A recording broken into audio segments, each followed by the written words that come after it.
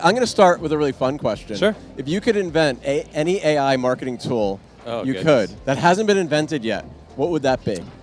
Wow. Way to start off with a tough one. I know. You want to come back to it? No, that's fine. That's fine. Let's think. So I think let's get into the other questions in a second. But when it comes to creativity, I think we want to get to the point of automating those tasks that are really stupid, simple, that we want to take out of the process. Right. So anything from an AI perspective that I think just really gets rid of the stuff that's the no-brainers, right? And so I think it can use some data, right? It can use some data that we have, some metrics, but it can kind of smooth out the stuff that we don't need to spend our time with.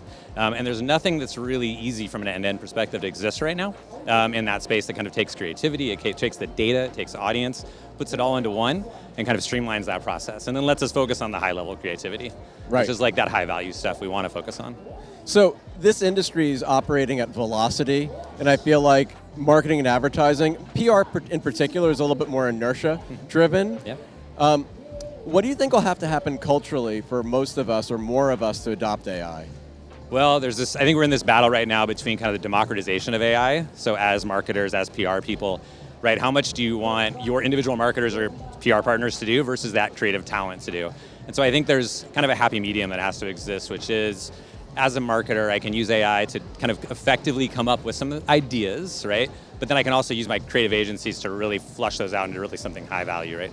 And so I think adopting it from hey, usually I would just pick up the phone and call, right? Call my agency.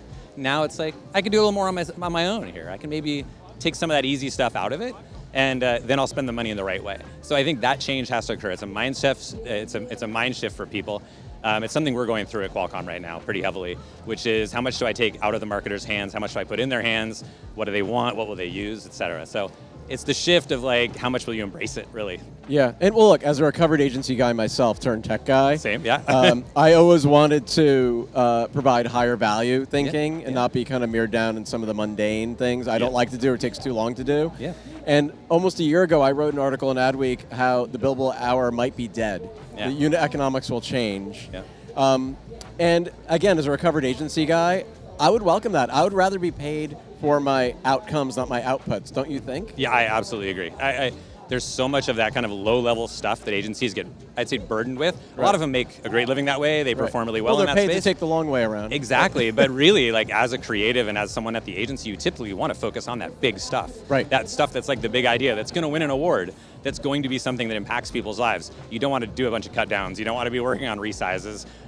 Hey, spin me some different copies. It's like, you want to work on the big stuff. So to me, it makes total sense. So I have a trick question for you. When you think AI, what is the first thing you think of? Really, I like to think about it as more of the automation of the kind of routine tasks. So in the kind of, let's say, the world of the OS, we think about it as your assistant, right?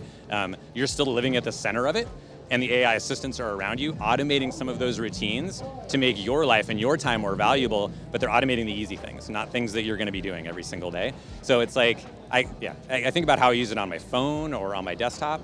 Again, it's those things that I just wouldn't want to do because I don't necessarily need to, and I can spend my thinking over here, right? Yeah, and I think Apple's leaning into AI will probably help democratize it more, right? It might even help indoctrinate the culture change that we talked about before. Absolutely. I think with the launch of Copilot Plus PC on the Windows side, you'll see exactly the same thing, which is like, it's opening up a whole new skill set for people, but also realizing that, that's a lot of work I don't have to do anymore as well because it's doing it for me. Right. So I think Apple and Windows both has a good play in this, but it's going to be up to people to embrace it and really understand how it can effectively help their kind of their work routine. And it's a little bit of a double-edged sword. I mean, there's this thing called shadow AI or BYO AI, right? Yeah. And I was once that guy who would be like the insurgent, bring my own tech to work. Yep. Are you concerned on how, does that concern you? That is kind of my daily life right now. That's So what I thought. so in my role, it's really about kind of how do we responsibly approach AI or any tool for that matter within the company. Because for a long time, it was the Wild West. Like a marketer or PR person, find a tool, let's use it, and all of a sudden you've got this conglomeration of things. AI makes that even more important to put some guardrails around. So we've established at Qualcomm kind of a Gen AI council that evaluates any tool we bring in with AI in it, make sure it follows ethical principles, how are things trained, how is it prompted, where is data stored, all of that. And then that's how we make a decision, an informed decision on what we'll bring in. And then we put it in the hands of marketers and figure out, is it actually affecting them? How can it affect them? Right. And then we choose those areas that'll actually affect them the most, the fastest, and they'll be the simplest to adopt, right? So there's really there's high concept AI stuff right now versus really simple things like generative text or generative image. that people will adopt quickly. But the high concept is hard. Yeah. So I mean, get that easy stuff in their hands first. Personally, I think generative AI is hyped. I'm all about predictive. Yeah. Because to me, knowing what reporter is going to be interested, what influencer, what thread is around the corner, what trend can you lean into, to me, that's what's most exciting. Yeah. So for us, the one area we leaned a lot into from a generative perspective is copy. And I think what it still means, though, is you still need really good copy editing.